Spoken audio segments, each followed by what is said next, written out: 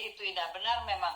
Pada saat kita mengalami sesuatu hal yang sangat luar biasa dalam kehidupan kita itu sebenarnya sungguh-sungguh bahwa kita mempunyai hal-hal, terkadang kita tidak sadari ya, ada orang memiliki ilmu, tetapi dia sulit untuk berbagi sama orang karena ingin orang lain jangan tahu triknya, ingin orang lain supaya tidak tahu bagaimana cara dia mengerjakan ini karena dia bisa sukses.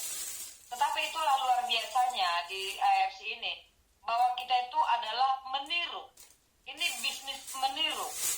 Nah, meniru ini seperti apa? Nah, kita juga nih mau tahu nih trik-triknya Kak Jen itu seperti apa. Yang dimana sekarang Kak Jen ini sudah menjadi seorang samurai, ya kan? Nah, tanpa berpanjang lebar, saya berikan kesempatan dan ruang kepada Kak Jen untuk memperkenalkan diri kepada teman-teman sahabat kita semua yang ada di Zoom ini. Dan seperti apa sih perkenalan Kak Jen dengan AFC ini di awal-awal Kak Jen baru bergabung? Oke, silakan Kak Jen, perkenalkan diri dulu Kak. Iya, selamat pagi semuanya. Salam kenal ya. Ya. Iya, ini kayaknya ada 33 orang dari seluruh Indonesia ini ya. Ya. Biasa loh. Belum Yang paling hadir, jauh biasanya dari langsung mana nih? Kak. Yang Ya. paling jauh dari mana? Ayo spill dulu kakak-kakak. Saya di Jakarta. Coba dicat di situ. Coba di chat dulu nih. Paling jauh dari mana nih? Ayo. Ada dari Padang. Ayo cat dulu kakak. Ke Medan, Palembang. Wah, Kalimantan Utara. Jaksel. Pagi semua. Surabaya, Padang, Tangerang, Banten, Cipayung, Bandung, Padang, Bekasi, Tarakan. Wow. berarti yang paling jauh di Tarakan ya kayaknya Kak Jen ya? Iya, Tarakan paling. Tapi Tarakan ke Bali tuh nggak jauh kok. Gak jauh ya? Mungkin lebih jauh ke ini deh, ke Sumatera situ. Ada yang dari Lampung tadi sama ya Palembang ya? Mm-mm. Iya, nah salam kenal. Nama Padang saya juga. Jin. Dari Padang, dari mana, salam kenal semuanya ya. Senang sekali saya bisa kenalan sama teman-teman semua pagi ini. Memang AFC ini luar biasa ya. Dari yang dulunya nggak punya banyak teman, sekarang jadi punya banyak kenalan di mana-mana. Nah, Ya, itu indahnya sih. Nah, kalau saya sendiri gabung AFC itu tahun 2020 ya, teman-teman, tahun 2020 di bulan Agustus. Nah, itu awalnya juga karena awalnya yang minum duluan itu bukan saya, teman-teman. Yang minum duluan itu om sopir saya di Kupang, di NTT. Gitu. Jadi, saya ini besarnya di Kupang, besarnya di NTT. oh, Kelahiran Surabaya. Gitu. SMP sampai SMA, kemudian setelah kuliah balik kerja lagi di sana, itu baliknya di Kupang ya. Jadi memang saya tuh tidak punya banyak teman di Surabaya pun, saya nggak punya banyak teman karena kan cuma sampai SD aja di situ. Kemudian ya relasi paling banyak ya di Kupang, itu juga karena sekolahnya SMP SMA di sana 6 tahun aja. Jadi ya nggak punya teman yang banyak, intinya sih gitu, karena sering pindah-pindah ya. Nah, habis itu tahun 2020 itu awalnya yang minum pertama kali itu sopir saya. Karena di NTT di Kupang saya ada bisnis furniture gitu. Jadi memang ada karyawan ya. Nah, awalnya 2020 yang minum tuh om sopir saya, itu pun bukan saya yang kasih. Itu pun awalnya mama saya. Nah, karena si om sopir saya ini di tahun sebelumnya, tahun 2019 itu kena stroke. Nah, kemudian 2020 pas COVID juga kan. Nah, om sopir saya ini dia bilang sama mama, Oma, saya tidak mau minum obat lagi gitu. Wah, mama saya takut kan, kenapa om kok tidak mau minum obat? Karena dia bilang, aduh, saya minum obat nih tidak sembuh-sembuh gitu. Terus telinganya juga berdenging karena memang itu dia waktu minum obat itu tensinya nggak turun teman-teman. Tensinya tuh tetap aja bandel di angka 160. Kadang kalau pas dia capek tuh bisa naik sampai 100, 170. Itu kan ngeri ya, karena kan orang kalau sudah pernah stroke pertama, stroke kedua tuh biasanya lebih fatal gitu. Nah, Iya, sudah iya. akhirnya waktu itu saya nggak tahu mama saya dapat dari mana. Waktu itu mama saya beli itu yang zaman itu masih zaman SOP 100. Nah, ya, minum waktu itu minum satu paket, minum 2 box SOP 100 selama 1 bulan lah. Dan itu memang perubahannya signifikan, terutama di tensi. Nah, jadi waktu itu setelah 1 bulan minum, itu mama saya telepon saya, karena saya kan di Bali. Mama saya telepon, mama saya juga minta tuh. Mama saya juga minta, Dek, tolong beliin ini, mama mau minum sama Om Victor. Apa lagi ini, Mak? Aduh, lagi COVID gini, duit lagi susah, ya kan? Beli-beli vitamin begini, mana ini harganya juga mahal, kan? Saya bilang, ini apa? Ini loh, Om Victor tuh minum ini tuh sembuh, dia bilang gitu. Masa sih? Memang saya kan orangnya skeptis, saya nggak gampang percaya sama barang-barang kesehatan gitu loh, apalagi yang dipasarkan secara multi level, secara network marketing. Saya tuh nggak gampang percaya orangnya. Nah, sudah. Masa sih, aku bilang gitu, jangan sampai tuh sugesti, saya bilang gitu. Loh, enggak, betulan, mama saya kan orang Surabaya. Tunggu, betulan, ini lihat tuh tensinya, terus dicek, dites pakai alat tensi kan. Ya memang benar, waktu itu dites tensinya tuh 135. Nah, namanya logika berpikir saya, ya kalau orang cuman ngerasa, oh iya nih saya udah mendingan gini tuh, saya anggap tuh sugesti gitu. Tapi kalau alat tensi yang bicara tuh udah nggak bisa bohong. Iya. Udahlah, ya udahlah, oke lah. Saya bilang sama mama, ya udah tunggu ya, aku coba pelajarin dulu ini barang-barang apa gitu. Ya udah, singkat cerita saya pelajarin apa semuanya. Oh, ternyata barang Jepang. Setelah itu juga kok punya paten fungsi itu. Nah, waktu itu saya nggak pelajarin, nggak tahu ada testimoni segitu banyak. Itu saya nggak tahu karena 2020 mungkin belum sebanyak sekarang ya testimoninya ya. Cuman yang saya pelajarin dulu tuh cuman si paten fungsinya itu aja sih. Ya udahlah, setelah paten fungsi udah fix ada, barangnya barang Jepang asli. Ya udahlah, waktu itu saya beli awal tuh beli 3 paket karena mau bagi-bagi kan, kasih si Om Victor, si Om sopir itu 1, kasih mama juga minta 1, kemudian 1 paketnya saya kasih ke suami karena suami juga punya riwayat darah tinggi juga karena dulunya perokok, terus itu juga turunan juga dari mertua kan juga darah tinggi tuh, jadi dianya juga ada. Ya udah, 1 bulan minum, ya pasti semuanya oke, baik gitu kan. Suami saya juga tensinya yang biasanya 140, terus setiap hari sakit kepala, itu udah berkurang banget tuh, jarang banget sakit kepalanya. Tensinya juga udah bagus, 120-an. Nah, masuk bulan kedua nih, mulai mikir kan, obatnya, produknya udah mulai habis gitu. Masa iya sih lagi COVID gini setiap bulan kita harus keluar duit 10 juta. Kan rasanya konyol gitu loh, pemasukan udah nggak ada, masa pengeluaran terus adanya. Karena kan waktu itu kan kita COVID di Bali, itu kita susah banget. Menderita teman-teman. Menderita, nggak ada income karena bisnis saya juga karena COVID itu kita kolaps. Jadi ya waktu itu benar-benar kita cuma mantap aja makan tabungan. Nah, kalau cuma untuk makan sih mungkin cukup ya. Tapi kalau untuk beli 10 juta gini kan, waduh, ini pusing berat lah kita. Ya udah, akhirnya waktu itu saya kan beli sama teman upline ya, sponsor ya. Nah, sponsor saya tuh kok dia setiap hari tuh ada aja bonusnya di posting yang 2 juta, 3 juta gitu. Saya ini heran sama dia, namanya Siska. Saya tanya sama dia, loh, Sis, lu kok bisa dapat duit terus dari AFS itu gimana caranya? Gitu.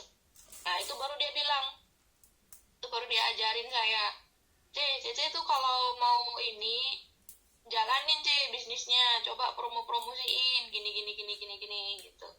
Ya udah, eh, baru diajarin tuh. Ini Hmm. coba nih gitu. Ya udah, setelah saya pelajarin lagi, ternyata memang di sini tuh yang bikin saya tertarik itu karena di sini nggak ada tutup poin, Ya. terus nggak ada target. Nah itu saya suka karena di satu Hmm. sisi saya sebagai orang konvensional ya, saya paling nggak bisa sama yang namanya target gitu. Saya paling nggak bisa sama yang namanya tutup poin, karena kita Ya. kalau di konvensional, eh, yang ditarget itu ya, kalau saya kan ada toko nih, toko mebel furniture ya, yang ditarget itu marketingnya, salesnya. Ya. Kalau toko nggak bisa ditarget, toko nggak suka ditarget. Nah jadi ya udahlah, berarti dari marketing plan-nya ini, dari marketing plan-nya AFC ini saya bisa membaca intention atau tujuan dari perusahaan ini kemana gitu. Hmm. Ya udahlah, oke lah, saya coba untuk mulai pasarin gitu. Sebelum sama nih, mungkin teman-teman di sini juga pasti banyak ya, ada yang takut-takut kan, mau upgrade sampai ke diamond tuh takut rugi gitu. Waduh, keluar 10 juta lagi ya kalau jalan, kalau nggak jalan gimana. Ya akhirnya sebelum saya upgrade nih, saya udah coba-coba nih, pasarin lagi nih, coba tawarin ke teman saya di Jakarta, coba untuk tawarin ke, pokoknya ke orang-orang lah terdekat lah. Ternyata Ya. ada yang mau langsung ngambil 6, langsung ngambil Oh, safir. ya. Waduh, seneng lah saya. Ya Hmm. akhirnya waktu itu langsung upgrade ke diamond, beli lagi 3 paket untuk dipakai sendiri. Setelah upgrade, baru teman saya di Jakarta masuk 6 paket. Nah itu awalnya, dan Hmm. terus berlanjut sampai dengan hari ini gitu. Jadi perkenalannya memang bukan karena kebutuhan pada saat itu ya Kak Jen ya, bukan ya, tapi Karena kebutuhannya sakit. justru sopir ya yang butuh sama orang tua Iya, ya. Hmm. sebenarnya butuhnya kayak karena sakit. Karena waktu Oke. itu kita takut juga kan, takut mau ke rumah sakit gitu kan. Waktu itu kan COVID ya, Ya. 2020 itu vaksin belum ada. Terus waktu itu juga, lagi kalau nggak salah 2020 itu masih kenceng-kencengnya, masih awal-awal banget itu. Betul. Dan yang saya takutkan waktu itu sih mama, karena mama kan di Kupang kan dia di toko terus. Mama orangnya Hmm. bandel gitu. Ketemu Sementara, orang-orang gitu ya. mm, sementara, eh, di Kupang itu waktu itu pernah satu kali ya, dalam satu periode itu, dalam waktu 1 minggu apa 1 bulan gitu, saya lupa tepatnya, itu owner-owner toko, terutama yang udah tua-tua ya, yang udah senior-senior itu meninggal dalam waktu yang hampir bersamaan, rentetan gitu. Karena Hmm. Kupang kan kota kecil, jadi kita saling saling saling tahu, baku tahu. Oh, si ini Oke. meninggal. Terus nggak lama suami istri meninggal nih. Terus nggak lama minggu depannya ini meninggal. Aduh, serem banget, mana umurnya udah 60-an ke atas. Nah, jadi Hmm. waktu itu memang concernnya tuh lebih ke supaya mama tuh minum. Dan Ya, memang ya. puji Tuhan, mama tuh nggak pernah kena COVID. Pernah satu kali kena, itu pun setelah dia udah selesai vaksin. Jadi ya Hmm. ringan banget. Nah, Kak Jen tadi udah bicara ya perkenalannya dari kenapa bisa berkenalan dengan produk AFC ini, sebenarnya malah mama yang lebih duluan ngerti. Itu dulu SOP 100 Iya, plus kan. betul. Nah, Betul. setelah Kak Jen jalanin bisnisnya nih di Oktober 2020 kan? Oktober 2020. Berapa lama Kak Jen bisa mendapatkan rank pertama Kakak? Oktober 2020 itu kan nggak nutup ya, karena kan udah tutupan rank tuh. November ya. Berarti ya saya berarti di tahun berikutnya, di periode berikutnya. 2021. Ya, 2021 tuh 3 bulan Toreda. Wih, kenceng Bulan ya. Toreda. Cuman untuk keroninnya itu susah waktu itu. Karena Hmm. nggak tahu, karena belum tahu ya, belum tahu caranya. Terus juga karena basicnya orang konvensional, jadi memang kita butuh waktu sih untuk adaptasi dan Ya, belajar. dapat ya. Tapi Iya, kenceng loh Kak. Kalau Kakak di 2000, oke, artinya kan close kita di tanggal 15 November 2020 Kakak close dong. Entah pun berapa penjualan Kakak di situ. Artinya kita baru mulai lagi di 16 November 2020 itu sampai di bulan Maret dong dapatnya. sih, awal waktu jadi periode berarti pertama ya. itu 3 bulan itu udah Toreda. November, Desember, Januari, Februari ya kak ya? Iya, Februari mungkin sekitar 2021 kakak udah Toreda. Iya. Itu kenceng banget kak, karena gini kak Jen, teman-teman kita ada yang sudah 1 tahun belum, 2 tahun juga belum dapat Toreda. Nah ini kakak 2-3 bulan bisa dapat Toreda, itu triknya apa? Penjualannya seperti apa kakak lakukan itu? Gini kak, karena kalau kita waktu masih awal-awal baru gabung, itu sebenarnya saat yang paling tepat untuk sponsor sebanyak-banyaknya. Ya. Jadi dulu waktu saya awal-awal itu, kenapa saya bisa Toreda cepat? Ya karena saya sponsornya masih banyak waktu itu. Jadi sponsor terus, pokoknya kencengin lah dari sosial media. Waktu itu kan zaman itu masih zaman Facebook, Instagram, TikTok tuh saya belum main. Dari Facebook sama Instagram. Dari situ terus juga dari keluarga juga, jadi dari family saya itu ada 2 orang yang sama-sama ngerjain yang mau ada yang berjalan lah ya di timnya ya. Jadi waktu periode pertama itu Toreda di tim saya cuma 3 orang kak. Ya itu udah cukup sih, udah cukup untuk itu di tahun 2021 kakak sudah punya di bawah Toreda langsung udah punya 3 Toreda. Keren. Ya, karena itu waktu masih awal-awal kak, banget. Nah kemudian memang untuk mau ke Ronin itu biasanya yang susah, karena memang kan dari Toreda ke Ronin itu kan kita butuh 5 kali ya. Itu yang susah. Jadi walaupun cepat di awal, cepat Toreda, tapi mau ke Ronin bahkan ke Samurainya itu saya lama, butuh waktu 4 periode. Roninnya di tahun berapa kakak tembus? Nggak pakai Ronin, langsung Samurai. Langsung Samurai, dari Toreda langsung ke Samurai. Samurainya tahun berapa kak? Periode kemarin ini, barusan ini. Kemarin ini ya, 2023-2024 ya? Ya. Oh, berarti loncat ya, Roninnya langsung ke Samurai. Ini nanti loncat bisa langsung Samurai ke Shogunnya nih, agak-agak berat nih ya. Amin. Kerja keras, nggak apa-apa lah ya. kak. Amin. Tapi di bawah kakak kan sudah ada beberapa Toreda tuh sekarang ini. Kalau periode ini udah ada 5 Toreda, 1 Ronin.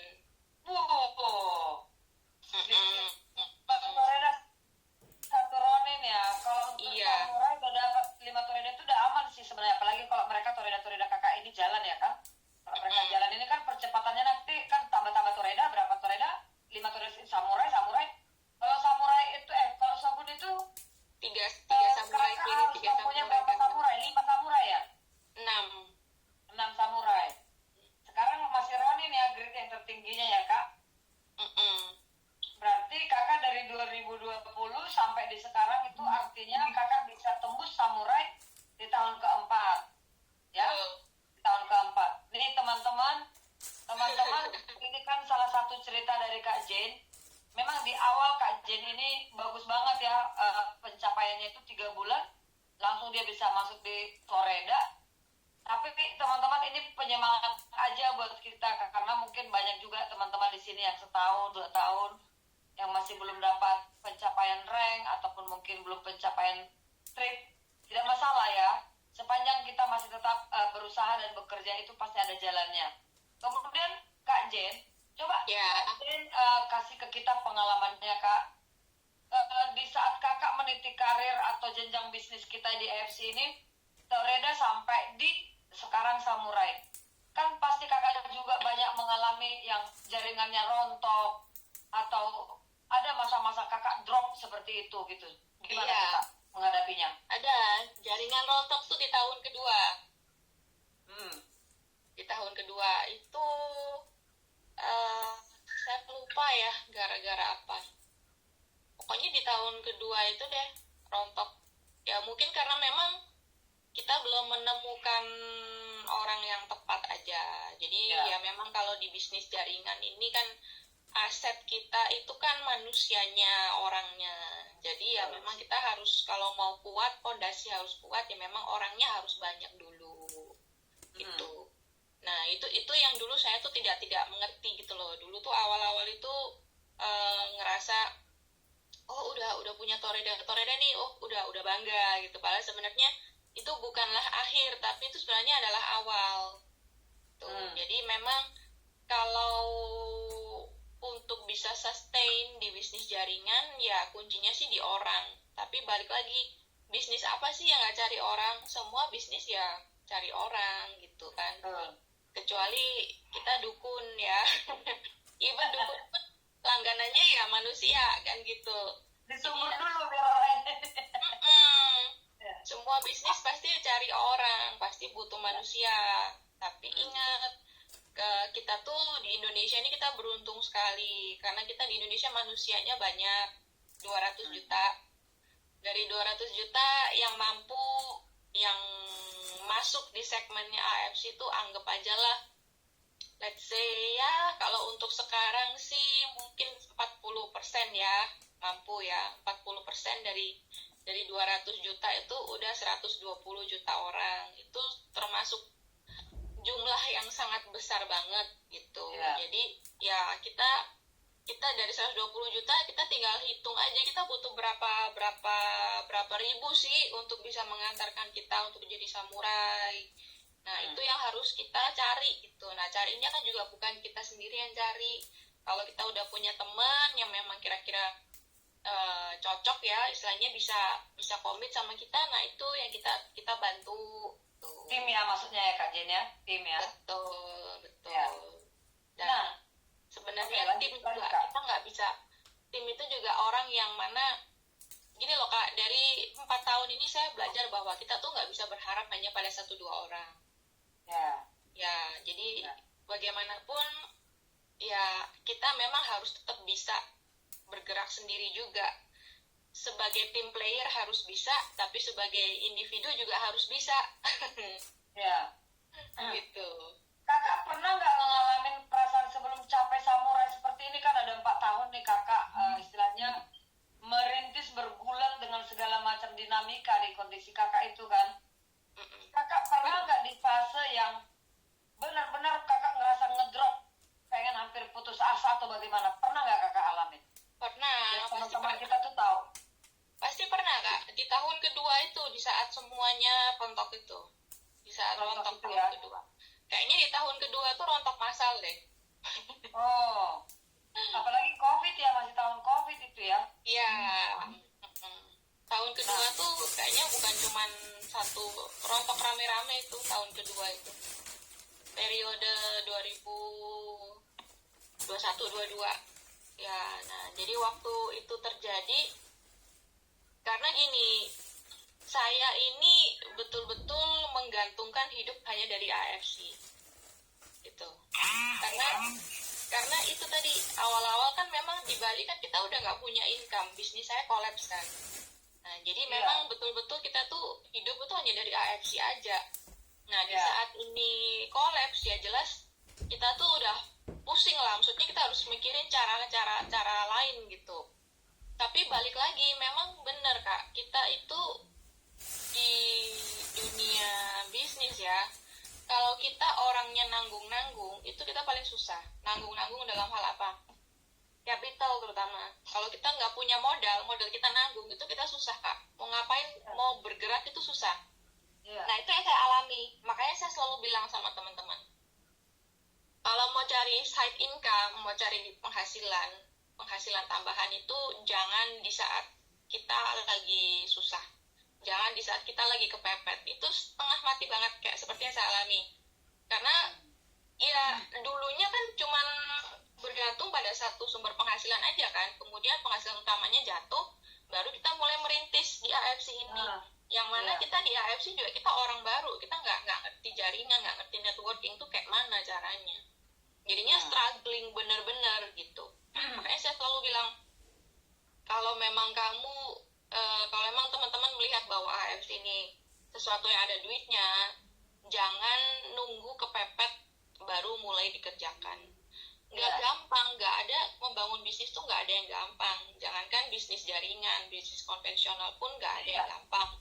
Apalagi kalau kita ini kalau mau membangun bisnis di konvensional ya, paling kalau kita ini orang yang nanggung-nanggung, modalnya setengah-setengah, modalnya tengah-tengah gitu, susah gitu, susah. Jadi akhirnya setelah saya struggling juga lagi coba ngerjain ini ngerjain itu, nggak bisa gitu, nggak bisa bergerak banyak karena itu keterbatasan modal kan. Ya sudah, akhirnya balik lagi fokusin lagi deh di AFC, gimana caranya, pokoknya harus jadi lah istilahnya gitu. Jadi putus asanya itu sebenarnya ya selesai sendiri. Putus asanya itu bisa terselesaikan, bisa balik lagi ya karena kita kepepet gitu.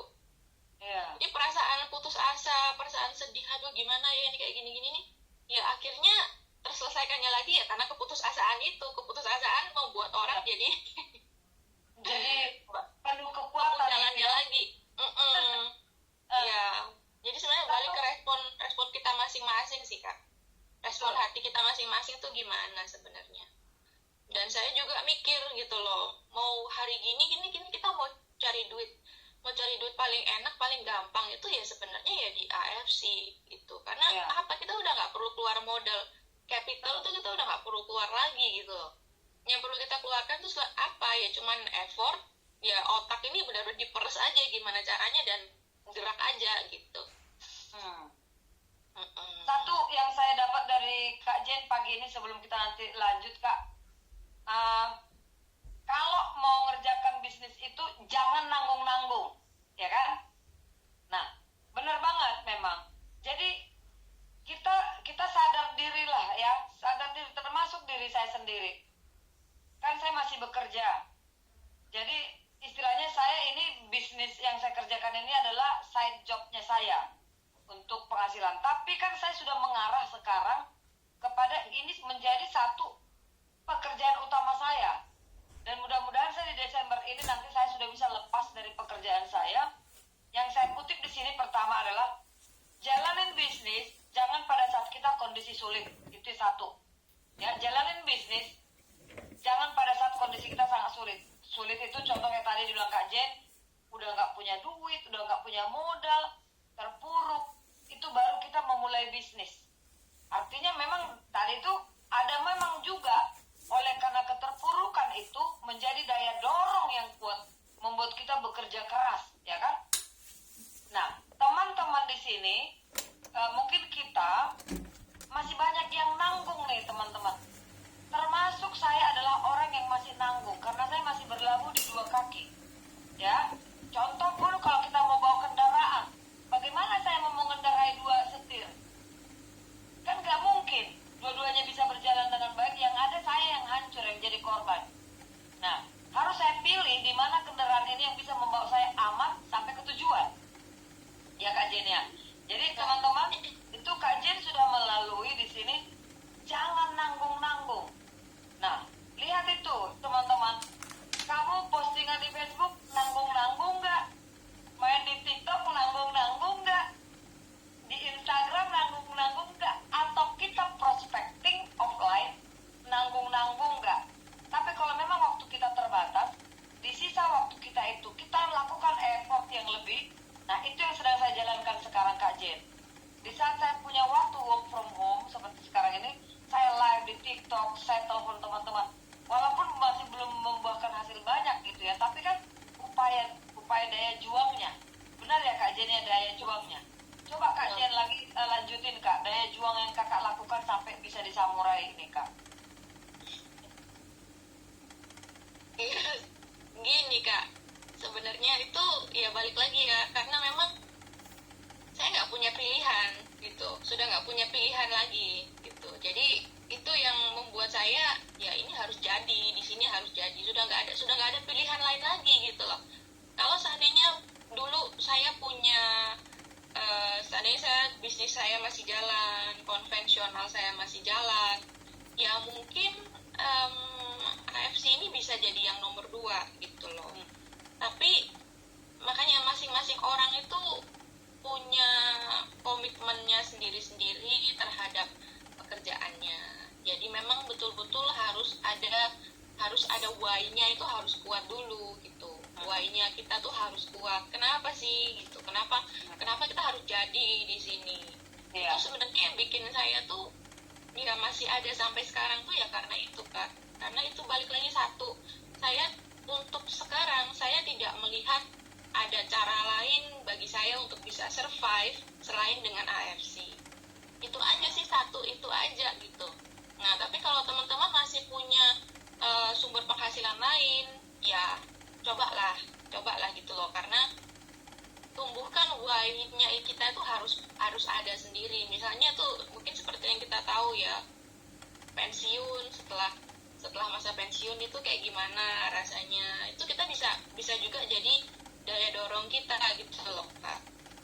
Saya kasih contoh deh, ini juga pokoknya banyak sekali kisah-kisah kehidupan itu yang bisa jadi inspirasi, bisa jadi why-nya kita. Ya contoh misalnya kalau di AFC kita pasti udah tahu bahwa masa pensiun itu masa yang paling mengerikan ya.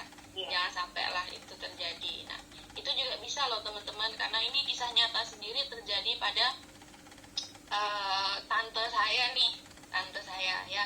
Jadi tante saya ini ya dia tuh memang tipe-tipe orang yang hatinya tuh baik sekali, baik banget, nggak ada pelit sama orang, itu nggak ada.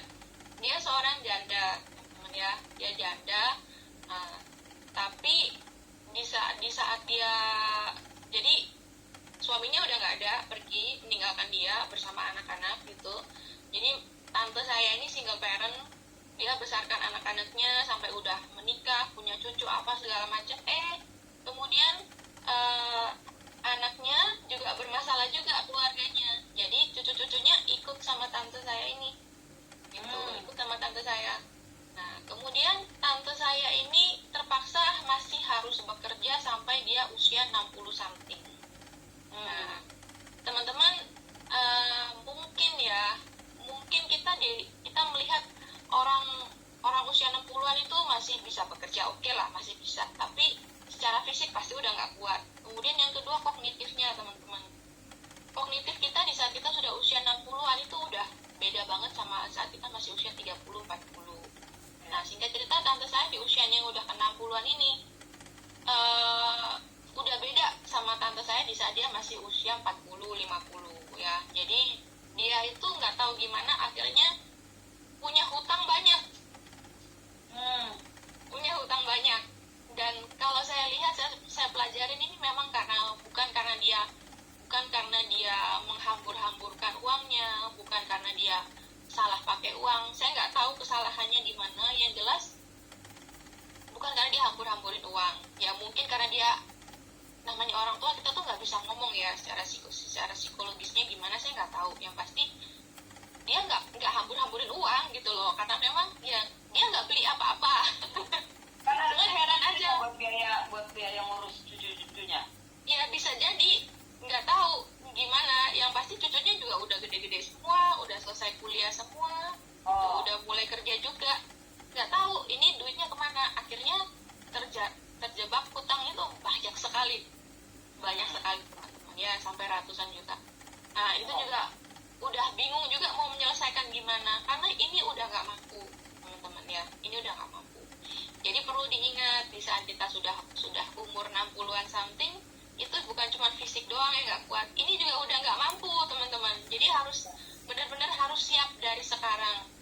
Jangan sampai nanti kita sudah umur 60 something, fisik udah nggak kuat, menderita lagi karena ini udah nggak mampu. Nah, kalau ini udah nggak mampu, kita mau mikir itu juga udah nggak bisa sebagus, selurus, udah nggak kayak orang bener lah istilahnya gitu loh.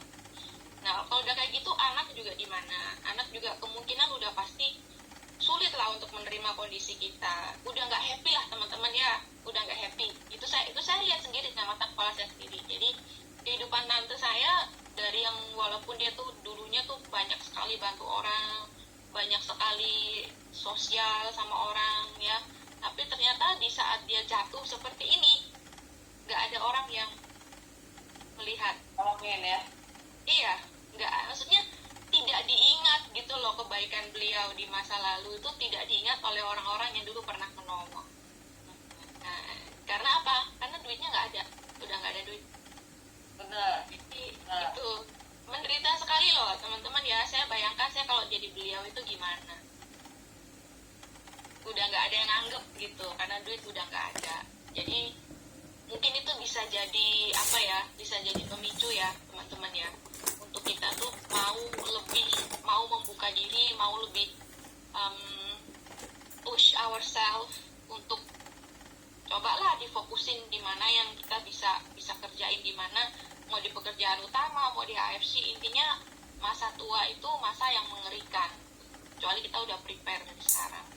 Ya, prepare-nya gimana ya? Prepare-nya ya siapin uang yang banyak untuk bisa nyaman di hari tua. Kalau Ko Budi Darwin bilang kita pensiun harus punya uang 5 miliar. iya.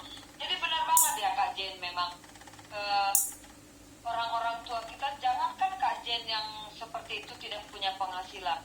Sesungguhnya orang-orang yang sudah pensiun, walaupun dia PNS ya, saya sudah lihat sendiri juga, dia kan ada penghasilan antara 4 jutaan lah gitu ya, dari uang pensiunnya.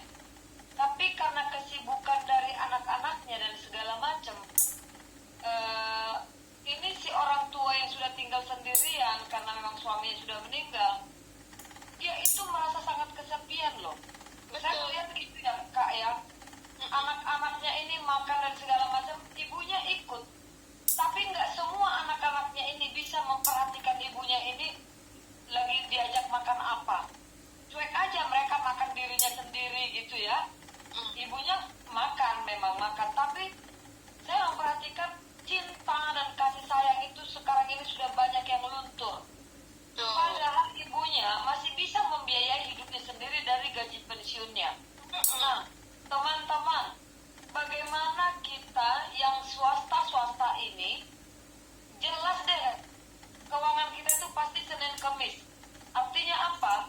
Belum sampai di hari Minggu kita udah nggak punya apa-apa. Itulah keadaan ekonomi kita sekarang. Nah, bagaimana kita mau menghidupi hari Sabtu, hari Jumat, hari Minggu? Nggak ada duit. Nah, disinilah kita bisa melihat ada kesempatan yang luar biasa yang diberikan oleh AFC, dan mudah-mudahan AFC ini nanti bisa panjang usianya, 30, 50 sampai 100 tahun lagi, supaya anak-anak kita juga bisa menikmati. Nah, disinilah sekarang tempat kita berpacu, totalitas terjadi, ya kan? Totalitas kita lakukan supaya perjuangan ini menghasilkan daya upaya dan passive income untuk kita. Saya ngerti banget itu kondisi yang dirasain sama tantenya Kak Jen, karena saya sendiri juga di keluarga saya lihat ya, ini saudara saya ini masih punya uang, tapi anak-anak udah sibuk dengan dirinya sendiri, nggak ada lagi kasih sayang ya Kak Jen. Nah, sekarang Kak Jen gimana? Setelah Kak Jen sudah bisa nih, kan posisi stable itu sebenarnya ada di samurai. Samurai itu adalah di tengah. Dia sudah melewati masa yang paling sulit di Toreda dan Ronin. Dia posisi samurai, dia akan memacu karirnya lagi adalah di Shogun. Shogun ini kan penghasilannya udah cukup kuat ya, udah lumayan lah. Nah, ini perjuangan Kak Jen mulai dari start kita awal kan di Shogunnya. Nah, terbayangkah Kak Jen bagaimana kehidupan masa depan Kak Jen, masa tua Kak Jen, jika ini kakak kerjakan dengan penuh totalitas? Itu yang ada perlu kita gambaran Kak. Ya, jadi sebenarnya kita jangan kebalik ya Kak ya. Gambaran hari depan kita itu jangan digambar setelah kita kaya atau setelah kita sukses. Justru di saat kita belum sukses, di saat kita belum jadi orang, itu kita harus gambar dari sekarang. Yes. Jadi kalau kakak bertanya apakah udah ada gambaran, udah, bahkan sebelum saya Shogun, sebelum saya samurai sudah saya gambar Kak. Sudah saya gambar ya, karena memang itu saya nggak mau masa tua saya susah Kak. Iya. Nggak mau itu. Jadi udah saya gambar masa tua saya nanti, saya harus punya satu villa di gunung gitu, satu villa di gunung ya kurang lebih mirip sama kayak kehidupannya Dokter Yudi lah, Bu Sido yang di Bali gitu. Memang kita agak mirip 11-12 tapi ya ada bedanya juga. Cuma kita punya cita-cita tuh yang mirip-mirip gitu loh. Nah kalau Dokter Yudi kan udah dapet tuh impiannya. Nah sekarang saya sama, kurang lebih kita sama. Saya sama suami kepinginnya masa tua nanti kita hidup di gunung, pokoknya di tempat yang dingin ya. Kita pelihara binatang, pelihara anjing, sapi perlu kuda, kita mau pelihara itu ini. Dan mungkin setiap weekend kita main ke sana. Itu udah ada gambaran even sebelum saya mencapai posisi sekarang ini gitu. Jadi dengan adanya gambaran itu teman-teman, saya percaya kalau di dunia religius itu namanya iman, tapi kalau di dunia sekuler itu namanya afirmasi. Harus teman-teman kita harus punya. Teman-teman semua coba nih di spill dulu nih di komen, apa sih tujuan kalian masuk AFC?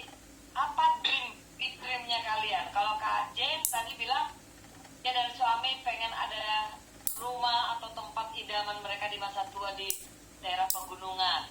Nah, kalau teman-teman apa nih?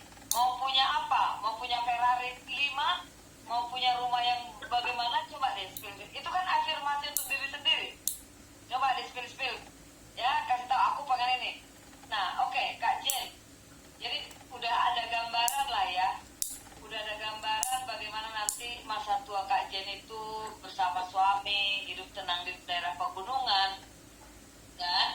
Kemudian tentu kalau orang udah hidup di daerah seperti itu pasti punya tabungan yang cukup baik dong. Iya, harus. Tabungan yang cukup baik kan, Kak?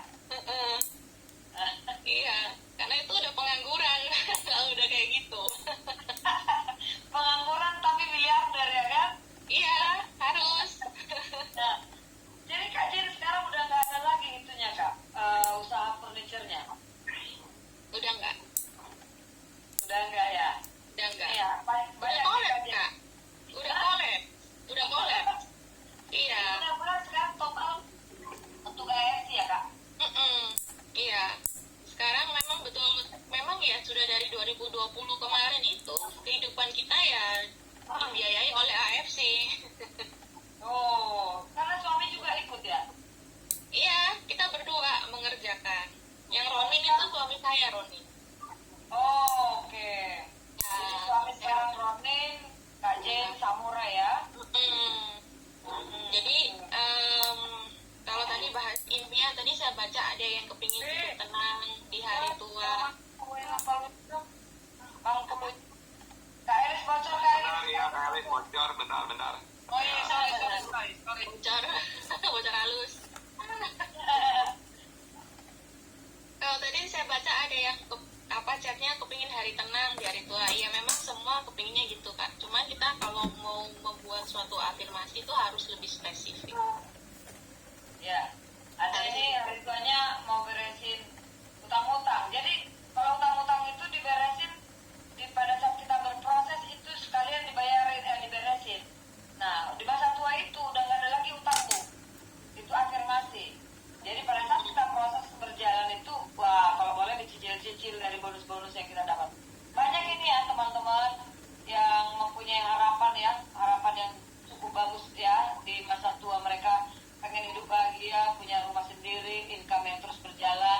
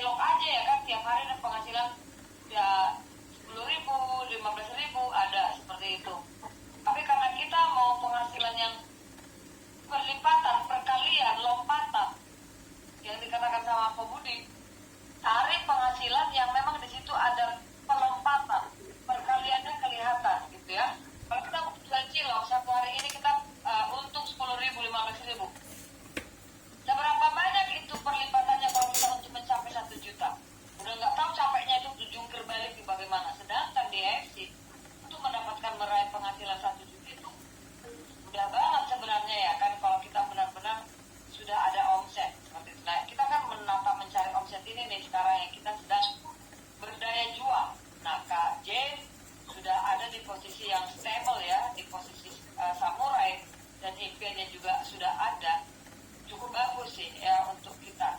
Nah, kembali ke Kak Jen, kira-kira nih effort seperti apa nih yang kakak lakukan untuk bisa mencapai rank Shogun lagi, Kak? Kalau untuk ke Shogun sih ya yang pasti apa yang saya lakukan sekarang, kalau misalnya sekarang tuh kalau sekarang effortnya 2 kali ya, kalau mau ke Shogun ya harus dikali 5. 5 kali. Kalau misalnya kemarin saya roadshow ke daerah, Ya, saya roadshow ke daerah, buka daerah baru mungkin di 4 atau 5 tempat ya. Kalau mau ke Shogun ya udah dikali 5, berarti harus buka 25 tempat lagi. oh, karena Ya, dikali 5. dari 1.000 ke 5.000 kan? Betul, Ya. dikali 5. Kalau misalnya dari online gitu ya, kalau misalnya dari online kita sehari posting cuma sekali ya postingnya harus 5 kali, mungkin kayak gitu, dikali 5. Kalau live-nya sehari cuma 1 kali ya mungkin dikali 5 gitu. Ya. Teorinya kan begitu ya, cuman prakteknya kayak gimana itu kan ya tergantung dari komitmen kita juga sih. Ya. Wah, yang pastinya itu kita ini sharing sedikit ya, mungkin dari sisi saya sebagai orang yang punya bisnis konvensional. Balik lagi, kita kalau mau kayak tadi pedagang cilok nih, bisa kita dagang cilok bisa kaya, tapi jadi juragannya. ya. Jadi kita jadi juragannya nih, kita yang Tapi punya anak buah bisa 100 nih. itu faktor kalinya Kak Gi. Itu faktor kalinya. Nah, masalahnya untuk jadi juragan cilok itu kita ada modal nggak? Betul. Ya. Balik lagi kan, semua kan balik lagi ke faktor modal. Kalau modalnya ada nggak apa-apa, silahkan dengan segala resikonya gitu. Nah, sanggup nggak tuh misalnya untuk jadi juragan cilok nih, kita mau punya 100 pedagang, modalnya berapa nih? Misalnya satu kereta aja minimal 5 juta kan? Ya. Berarti kalau mau punya 100, kita harus punya modal berapa Kak Gi? 500 juta ya? 500 juta. Punya nggak modal 500 juta? Terus siap nggak dengan kerugiannya? Nah, gitu. Kalau udah siap, silahkan jalan. Tapi kalau memang nggak ada, duitnya nggak ada, dan yang kedua nggak siap dengan resikonya, ya udah. Di sini ada tempat, ada wadah yang memang mengeliminasi segala kemungkinan itu. Mengeliminasi segala kemungkinan rugi, mengeliminasi juga modal yang gede. Modal mentok cuma 20-an kan di sini. Mau cari di mana? Betul. Nah, kita di posisi 929. Mungkin kalau ada teman-teman yang mau bertanya, kami kasih floor ya. Sekarang udah bisa kita bertanya. Silakan, siapa yang mau bertanya, open mic ya. Kak Jen udah siap tuh jawab tuh. Ya, silakan. Ya, silakan teman-teman yang mau tanya sama Kak Jen. Oke, aku dulu deh. Siapa nih? Galis dari Tangerang. Ya, siap Kak Elis. Oke Kak Elis, silakan. Dari Bali ya? Iya. Memang aku tadi mendengarnya terputus-putus karena memang sembari di rumah prospekan gitu ya. Yang intisarinya sih tadi aku dengar di tahun kedua sempat hancur timnya. Begitu Kak Jen? Ambruk. Berarti sama dengan saya. Di tahun pertama Toreda saya 8, Samurai kurang 100. Di tahun kedua hancur jenderal-jenderal saya gitu ya. Jadi kayaknya di situnya kita sama gitu. Agak tertarik juga tadi cerita di situ gitu ya. Karena di tahun ke berapa langsung Samurai kan? Jadi 4. tahun keempat kan Karonin itu ya. Enggak. Berarti tahun pertama Toreda, kedua Toreda Forever hampir. Toreda Forever dia 3 tahun. hampir. meledak ke Samurai. Keren juga itu ya. Keren juga itu. Jadi Iya, kasih kayaknya aku karunia. pingin triknya di situ deh Kak. Toreda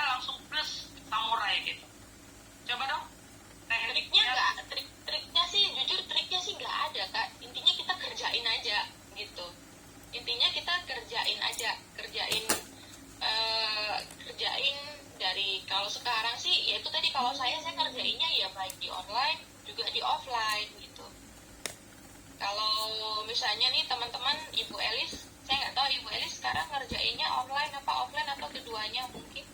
Sekarang aku lagi gencar di TikTok untuk 2 minggu ini.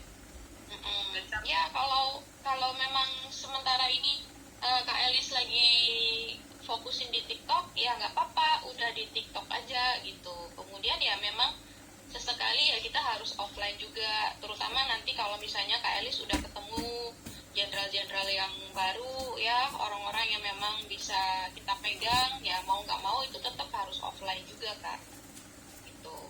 Jadi Tahun ketiga itu toredanya berapa Kak? tahun ketiga toreda saya jadi tahun ketiga itu sebelum ini ya, yang periode 2223 ya, 2223 itu saya ronin kurang 80. Ronin kurang 80. Kemudian di tahun ini nih udah langsung samurai. Tuh, jadi di tahun yang ketiga itu saya udah ada gambaran sebenarnya, oh ternyata gini ya caranya. Makanya di tahun yang keempat ini langsung saya gas. Ya itu caranya sih begitu Kak. Memang di awal apalagi kalau misalnya sudah hilang semua ya jenderalnya, berarti kan bangun lagi dari nol. Ya memang harus betul-betul cari orang dulu Kak sebanyak-banyaknya. Karena di AFC ini kita bicara angka. Di downline saya total 1.600 per hari ini. Itu bisa mengantar saya untuk jadi samurai. Nah, kalau bicara angka ya minimal kalau teman-teman mau samurai, ya angka downline-nya, total downline ya, bukan direct sponsor, total downline ya minimal kalau bisa sih 1.000 ke atas.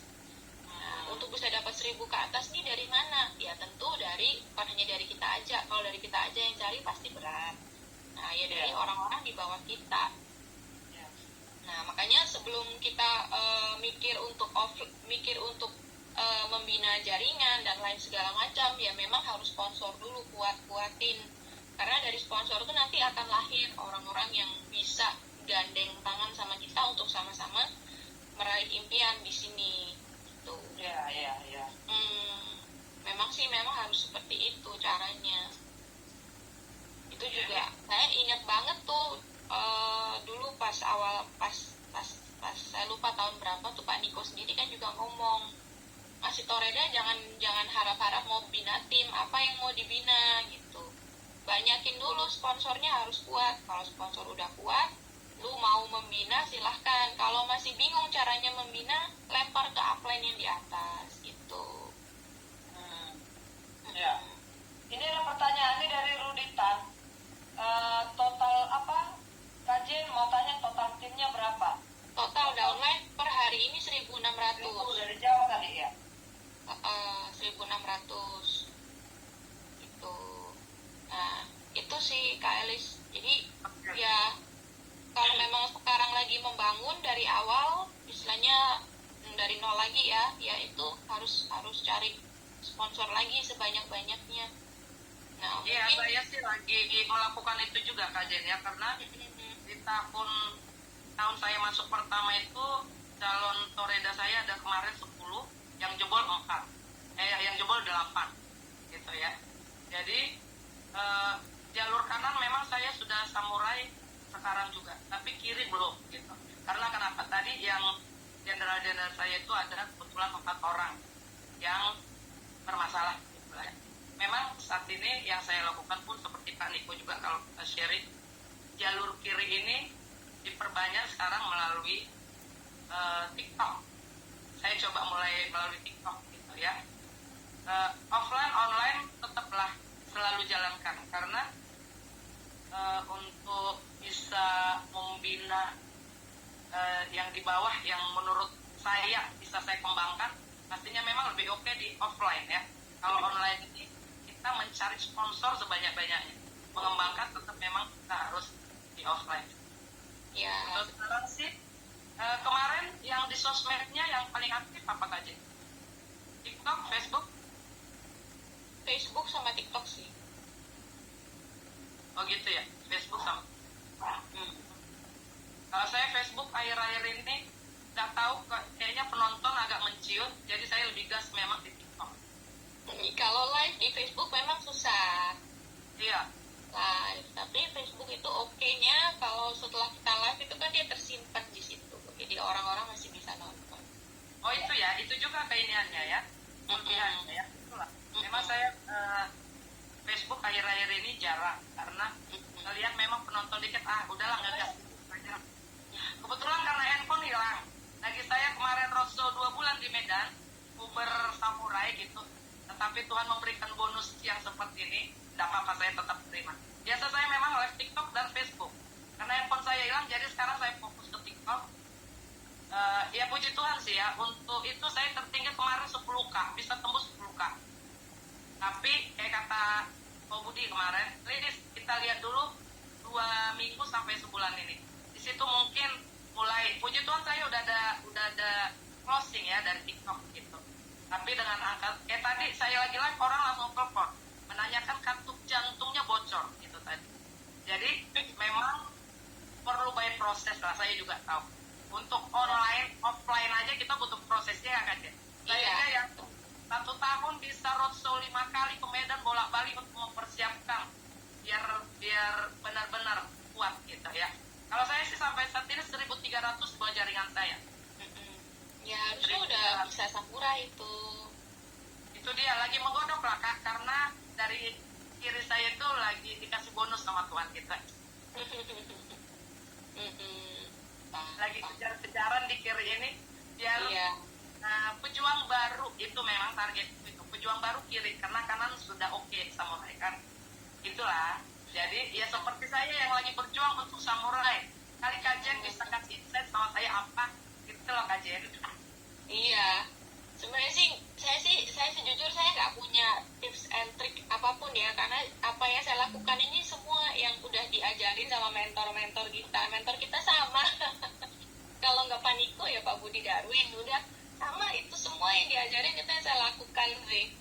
Intinya kita kerjakan aja semaksimal mungkin. Kalau sekarang lagi menjamurnya di online, ya udah kita ikut aja gitu.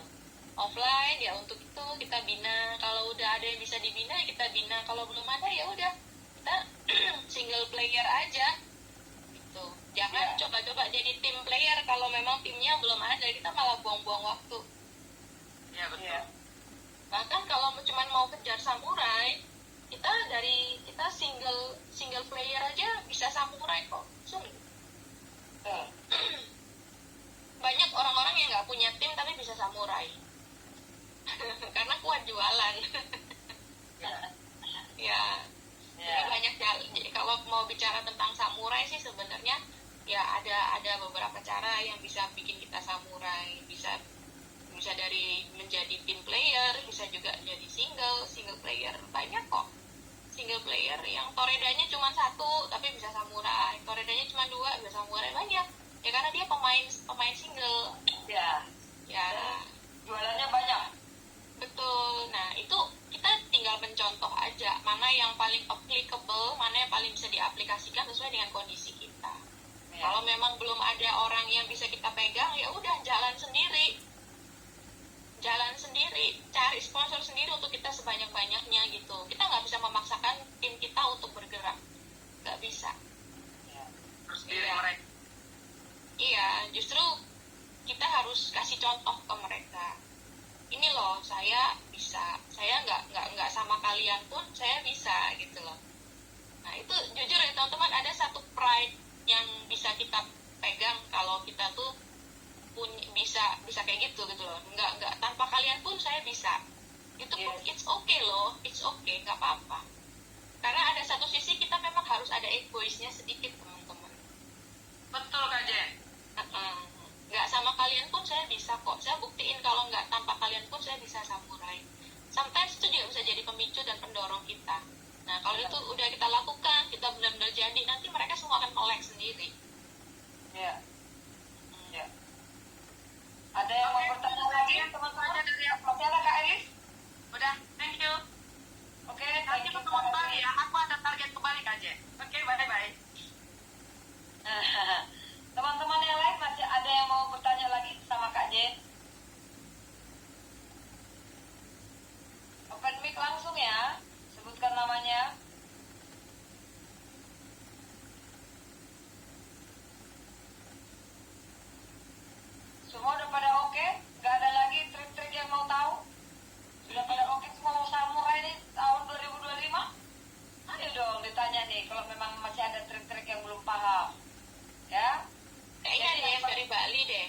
Bali ini kayaknya saya kenal. Nah, ada siapa tuh Pak Teja ya? Kak Virgi ya? Iya, Kak Virgi. Terus Pak Suteja, mana tadi saya lihat ada komen. Pak Ya. Teja. Tuh, tuh. Aduh, Pak Teja. Banyak. Selamat pagi, selamat siang. Pak Teja. Pagi, selamat Pak. Apa kabar? Ketemu di sini lah kita. Ya kita acara bareng di Bali kalau ada Grand LOP ya dengan Bu Jin luar biasa. Saya nggak tahu kalau Bu Jin udah samurai lo sekarang ya. Selamat congratulations. Saya masih ya saya baru toreda nih yang ngajar. Mudah-mudahan tahun ini bisa samurai. Wow. Amin. Ya gini Bu Jin, coba sharing-sharing dulu. Saya ikuti tadi perbincangan Bu Jin ya. Nah, dengan Bu siapa lagi saya soalnya baru 1 jam pertama. Ya, Mbak Melis ya, nggih. Jadi saya terlambat tadi masuk karena masih antar anak ini. Nah, jadi saya pengen tahu kalau samurai itu lebih banyak sponsor sendiri atau Mbak Jennya, Bu Jennya itu bina tim gitu loh. Kenapa punya saat ini saya dengar tadi Bu Jen punya sekitar 1.600 ya di timnya. Nah itu apakah sudah ada yang berapa samurai kanan kiri atau mungkin sudah ada yang ronin daun lainnya? Atau memang Satu ronin 6 toreda. Wih mantep ya, 6 toreda 1 ronin ya. Oke. Iya. Nah itu dalam perjalanannya itu dari mereka menjadi toreda dan jadi ronin, apakah itu tetap memantau mereka dalam artian terus berkomunikasi, kita bina mereka atau mereka jalan sendiri atau gimana itu Mbak? Tetap harus dipantau Pak Teja. Tetap harus, Ya. karena kita kan bisa lihat ya dari awal kan kita bisa lihat orang ini memang serius atau tidak, orang ini komunikasinya sama kita bagus atau tidak gitu. Kalau udah kayak gitu terus mereka juga udah bisa closing, ya itu udah pertanda bagus sebenarnya. Kalau udah kayak tanda-tanda gitu udah ditempel aja. Ditempel tuh dalam arti bukan ini kita nyecer setiap hari gimana gitu, enggak, ya pasti kita pantau lah. Iya.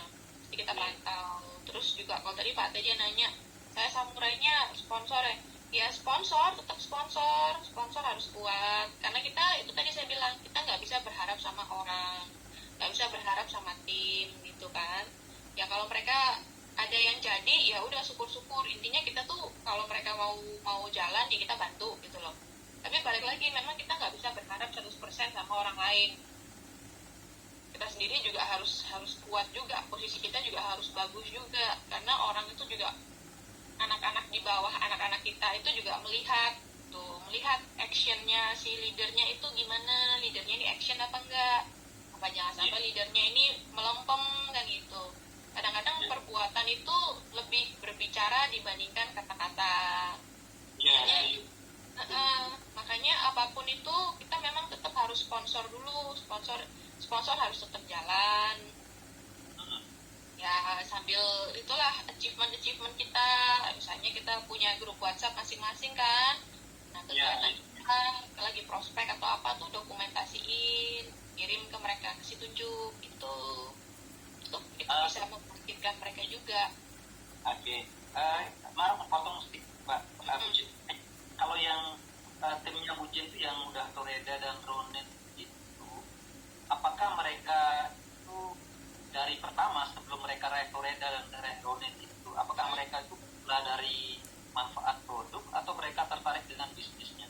Rata-rata semua dari orang sakit Pak Teja. Oh iya oke. Iya. Nah, ya karena saya juga punya pertimbangan gitu loh. Soal saya kan saya join tahun 2020. Saya bermula dari produk saya. Setelah saya tahu produknya tahun 2002, baru saya gini gas gitu loh. Wah ini bagus, ini layak dijalankan. Nah, setelah saya pelajari semuanya itu marketing plan-nya, kemudian join di komunitas, kemudian dengar juga home talk dan NDO-nya itu banyak orang-orang yang sukses di sini. Wah ternyata mereka sukses itu didukung oleh kekuatan produk AMC. Jadi saya jalanin tahun 2022 dan tahun 2023 saya bisa jadi toreda. Nah 2024 ini toreda lagi, tapi toreda gemuk lah. Saya udah ada sekitar 500 orang di tim saya, dan saya yakin nanti bisa bertambah terus karena tiap hari saya offline juga online di FB, saya yakin kok bisa capai itu, dan ini bisnis bagus lah. Nah jadi saya juga berpikir kebanyakan tim-tim saya itu, saya punya Toreda 2 ya, bilang kakak adik itu Toreda, dan saya punya beberapa member yang baru seperti Bu Virgi itu, beliau sangat semangat sekali, dia udah paham dengan marketing plan AFC dan produknya juga, beliau sangat semangat sekali di AFC. Nah jadi pengalaman saya di sini kebanyakan tim itu bermula dari manfaat produk. Nah saya berpikirnya kan begini, gimana caranya ya cari orang yang memang tertarik dengan bisnisnya. Saya itu jarang loh, 1-2 aja yang tertarik dengan bisnisnya, dan itu pun mereka nggak fokus lagi gitu. Nah makanya saya bertanya dengan Bu Jin, ternyata teman-teman juga bermula dari produk juga ya dulu ya, jadi merasakan juga. Oke. Ya, yang dari bisnis ada juga yang memang dari bisnis, tapi perbandingannya lebih banyak orang sakitnya dibandingkan orang sehat. Iya. Oke, dah ya Bu. Nggak apa-apa sih. Kita mau orang sakit juga nggak apa-apa, orang sehat juga nggak apa-apa. Cuma memang jujur prospek secara bisnis itu tidak gampang. Tidak gampang. Ya kalau ada dapat ya syukur puji Tuhan. Tapi memang tidak gampang sih. Secara perbandingan memang lebih banyak orang yang sakitnya. Lebih gampang memulai dari gini ya, dari produknya ya mereka, karena mereka sudah baru nyadar nih ternyata ini bukan produk main-main gitu, bagus sih dia. Iya, karena intinya semua tuh ujung-ujungnya tuh duit, ujung-ujungnya duit. Orang sehat itu butuh duit, tapi orang sakit butuh duit lebih banyak daripada orang sehat. Ya. Nah, kalau saya bilang kita jangankan kita yang sehat ya, orang sehat mau menjaga kesehatan itu aja butuh duit loh. Ya. Ya, kita udah sehat begini, kita mau terus menjaga kesehatan kita tuh butuh duit. Kok bisa? Bukannya mau menjaga kesehatan itu gratis? Ya memang gratis, tapi cobalah bicara soal makanan aja nih. Bicara soal makanan, kita mau makan, ya kita semua tahu ya sayur itu pasti ada pestisidanya. Nah kita kalau mau lebih sehat, kita beli sayur organik. Sayur organik harganya 5 kali lipat daripada sayur di pasar. Butuh duit gak? Ya, benar. Ya kan, terus kalau mau sehat, kita mau makan apa nih? Ya harus ada proteinnya, harus ada telur, daging, ayam. Kan nggak mungkin kita makan Indomie sehari 1.500. Ya. Nah, itu teman-teman. Jadi memang ujung-ujungnya tuh duit gitu. Kalau memang ada orang sakit, ya kalau mereka udah rasain manfaatnya nih, ya itu kita bisa push gitu loh, Pak. Gimana? Kamu udah sehat loh, udah merasain manfaatnya kan? Masa kamu nggak kepingin sih dapat duit tambahan juga gitu. Dari situ tuh sebenarnya bisa loh Pak Teja, orang-orang sakit ini. Ya. Kalau dari saya sih ya. Kalau orang sehat sih ya bisa juga. Cuman memang orang sehat itu ya to be honest, jujur aja agak sulit untuk kita tuh mengarahkan mereka ke bisnis gitu. Kalau mau cari jalan cepat, jalan shortcut, ya orang-orang sakit ini aja kita berdayain mereka. Iya. Mereka bahwa kalau udah sehat ya udah harus lanjut cari duit. Ya. Karena kehidupan ini nggak berakhir sampai di sini. Masih ada lagi teman-teman yang mau bertanya? Kita tinggal 10 menit lagi, kita end live. Ya, masih ada yang bisa bertanya ini. 1 orang, 2 orang lagi. Silakan sebelum kita tutup. Terima kasih Pak Suteja. Tadi pertanyaannya sudah dijawab sama Kak J dengan sangat baik. Ya, Oke, terima kasih. sukses ya tahun ini Samurai Pak Suteja ya, Pak Teja. Amin Ibu, amin. Terima kasih doanya. Iya Pak. Ya. Terima kasih. Oke.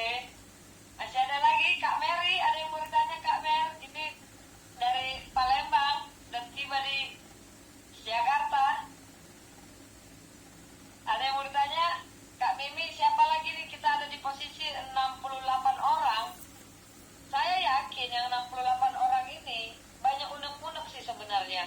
cuman mungkin masih sungkan bertanya, masih sungkan open camp. Halo, kapan kalian mau jadi seperti Kak Jen, seperti Kak Elis, ya kan? Udah keren-keren. Nah, ini adalah wadah kita, membuat kita menjadi pribadi yang keren. Karena kita juga akan menghadirkan setiap hari orang-orang yang bisa menjadi inspirasi kita, penyemangat kita, dari hal-hal yang kemungkinan besar boleh dikatakan tidak terpikirkan, tidak mungkin, tetapi dengan cara Tuhan, dengan pekerjaan dan effort yang kita lakukan, semuanya bisa mungkin.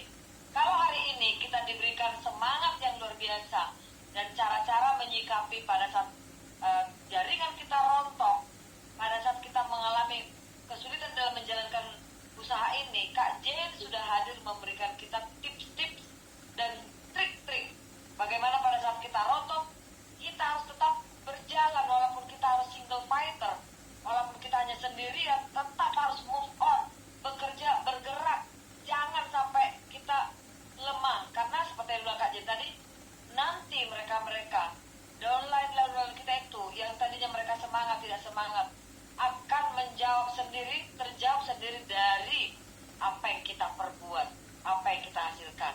Ya teman-teman, seperti itu ya. Jadi ini kan kita masih ada 7 menit lagi, karena Ginorma itu juga akan memberikan